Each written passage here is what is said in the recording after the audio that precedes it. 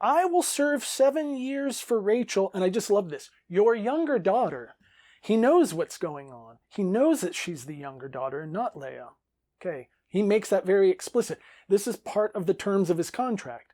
Rachel, your younger daughter, just go back and remember, who are you? I'm Esau, your firstborn.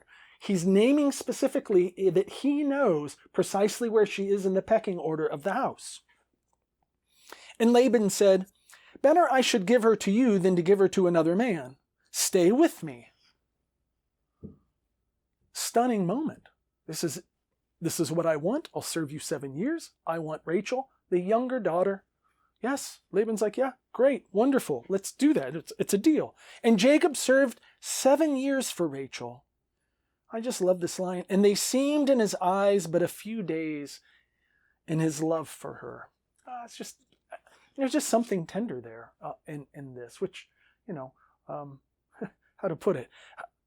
When I think of Jacob, tenderness is not the first word that comes to mind. There really is something beautiful here. And Jacob said to Laban, give me my wife, for my time is done, and let me come to bed with her. Okay. I fulfilled the contract, and we know that Jacob thinks a lot about contracts. What are the arrangements? 7 years. Here's the betrothal. Let me come to bed with her. Let us be married. And Laban gathered all the men of the place and made a feast. And when evening came, he took Leah his daughter and brought her to Jacob, and he came to bed with her. So we just have to stop here, because you sit there and you think, wait, what happened to Rachel? Well, the text is reticent. It's not actually going to tell you the trickery that's going on here. It's almost your head has to spin here to go, wait, I thought it was supposed to be Rachel. Now he's given him Leah. How can this be? Why isn't Jacob objecting to this? Why isn't Jacob saying, that wasn't the deal, that wasn't the contract that we had? And Laban gave Zilpah, his slave girl, to Leah, his daughter, as her slave girl. And when morning came, look, she was Leah. Now all of a sudden it's, there's something odd going on here, because who was she before? Well, and he said to Laban, what is this you have done to me? In other words, you've made me consummate this relationship.